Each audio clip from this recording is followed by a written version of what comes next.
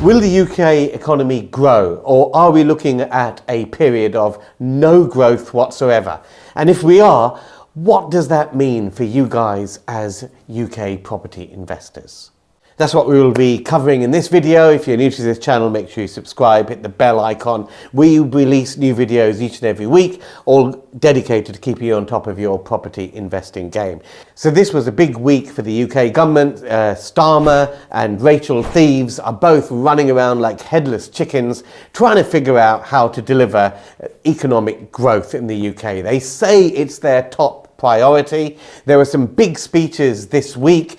Starmer even went as far as to say that he was going to invoke the spirit of Margaret Thatcher when she came into power in 1979, transforming the nation and boosting economic growth.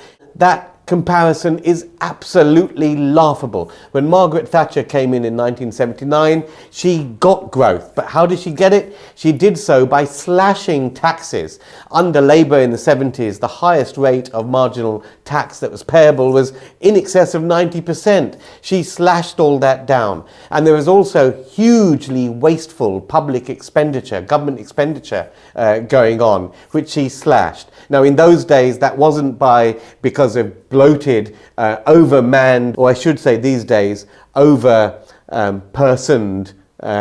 they, who, whatever genders they are, whatever, over-personed government departments. That's what they have now. But in those days, what they had was state-owned industries, which were basically completely inefficient, but subsidized by taxpayers. So Margaret Thatcher rolled back on all of that. But what Starmer and Reeves are doing is completely the opposite. They're upping taxes. They're upping taxes every way they can. They're upping taxes on employers in employing people and creating jobs. And they're also spending that money on ever more grandiose public sector projects. And this was evident in the speech that Rachel Reeves gave.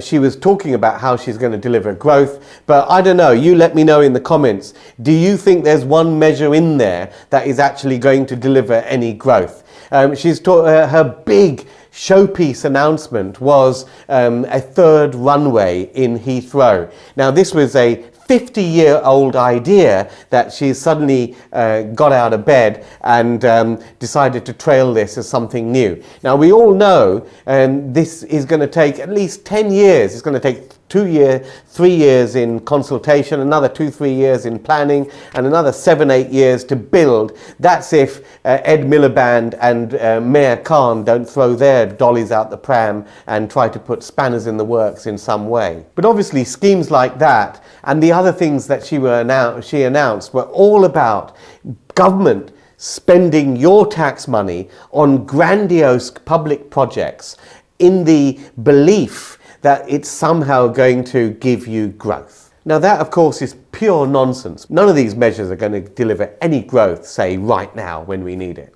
In fact, I agree with the boss of Ryanair, who said that actually, if you just abolish air passenger duty, you'd have a far more significant effect on growth right now. So it's going to be an interesting time for property investors because I really believe we are in for a few years of no growth. The government just doesn't have a Scooby-Doo on how to achieve it. If governments want to achieve growth, it's not about grandiose public sector projects, it's just about creating the right climate which rewards and incentivizes risk takers to go out there and generate and create wealth. That gives you growth. But this government don't seem to believe in that. They don't seem to believe that entrepreneurs and small to medium-sized businesses have any role to play in delivering growth.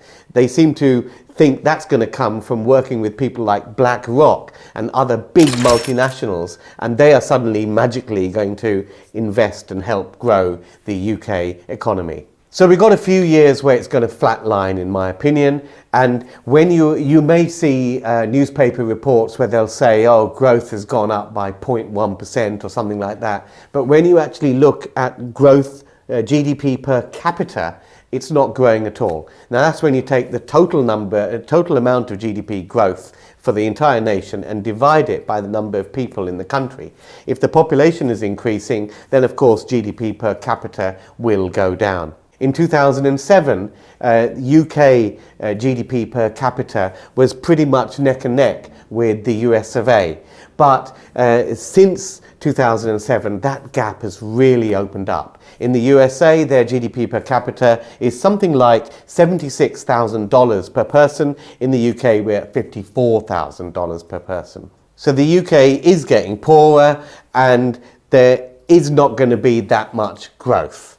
And that, of course, means that the Bank of England will be looking at monetary policy which staves off a recession or tries to avert one the best they can. And what that means is interest rates cuts. So I do see over the next couple of years significant interest rate cuts, nowhere near to the level as they were after the financial crash, but possibly down to about late threes, 3.5% to 4% in terms of the actual rate. So that will mean good news for landlords with existing buy-to-let mortgages, because of course debt servicing costs will come down a little bit. But the reason the Bank of England will do that is of course to avert recession, and that is going to be because the jobs market ain't going to be that good. Rachel from Accounts delivered a financially illiterate budget in October last year, where she massively increased the taxes that employers have to pay when they basically employ people. And that's why loads of people, Tesco, Sainsbury's to name but a few, have announced massive job cuts. So what this will do is have an effect on rental demand, and I'm already seeing this. Now, I always believe that a lot of things start off in London, a lot of trends start off in London and then ripple out to other parts of the country. And what we're seeing in outer London is a massive reduction in tenant demand. And that's because new jobs don't seem to be created there at the moment in anywhere near the numbers that there used to be. You would think that people would be fighting over rental property right now. But that isn't actually the case. Yes, a lot of landlords, particularly in London, have exited the market. In fact, 18% of all properties on the market are ex-tenanted properties. So a lot of landlords, particularly smaller landlords, are selling up and doing something else. So you'd think that there would be plenty of tenants running around chasing these available properties. But the job market is having a dampener on that effect. And outside of London, we're just seeing rents edging down a little bit. So yes, over the next couple of years, your mortgage interest payments may fall a little bit, but I don't think your rental income is going to increase that much in a flatlining economy. And then, of course, you've got the added burden of increased cost through increasing regulatory compliance. That's not just because of the Renters' Rights Bill, which is bringing in all sorts of changes and new laws and stuff like that, but it's also because of silly things and rules which really achieve nothing. Now, what about this one? Just before Christmas, a couple of days before Christmas, the government snuck in this new rule change on selective licensing. Now, up till now, if a local authority wants to introduce selective licensing, they have to go through a whole consultation process. Now, the government have waived that, so any council in the land can bring in selective HMO licensing for any type of property. And cash-strapped councils who are looking to redecorate their council offices and give their workers even more pensions or whatever, will be looking to raise extra revenues. And selective licensing is easy. Selective licensing is, of course, where any property needs an HMO license. So even if you've got a one-bedroom flat, you'll have to apply to the council for a piece of paper. They will do fanny all. They'll charge you 800 quid for a 5-year license, and that is an extra cost on your bottom line, which really delivers nothing to anybody. So if you're liking this video, well, there's not much good news in this so far, but I'm coming on to some silver linings in a moment. But make sure you like this video, comment, let me know what you think about what I've been saying, and also make sure you subscribe and hit the bell icon. We've got plenty more videos to come. So 2025 is going to be an interesting year for many landlords. It's going to be a year of significant adjustment. Many small-time landlords with just 1 or 2 properties may decide that it's just not worth the hassle. property will be a game for larger landlords and will be a game for people who treat it as a business. And for larger landlords who have built up properties over many years, they need to look at their portfolios, because not all of their properties will be right for the years ahead. So although people have built portfolios and some of the properties might have been good in previous years, but going forward, they need to just have an objective look at what they're holding and make sure they hold the right stock. But for those who weather this socialist government over the next few years, I believe things will look up. Now you've got to remember that property, buy-to-let property is still attractive. That is why the likes of Lloyds Bank and many foreign investors as well are keen to acquire stock.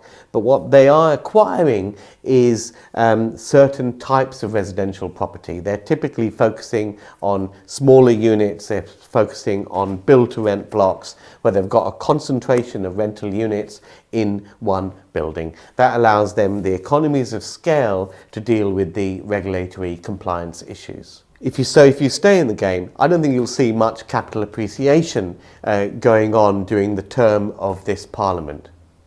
Yes, you'll read Rightmove, Zoopla reports saying property prices have gone up 1-2% and all of that, but when you actually adjust those figures for inflation, you won't actually see any increase. But what I do predict, and I don't think this is a difficult prediction to make, that after a few years of all this socialist nonsense, the electorate will vote for a more business-friendly type of government, especially as people in the UK see what's going on in the US of A under Donald Trump and what he's managing to deliver doing those sort of policies. So I see this Parliament as being a period of this sort of flatlining and not much happening with property prices. And then when we've got some proper business-friendly policies, we will see a period of proper economic growth.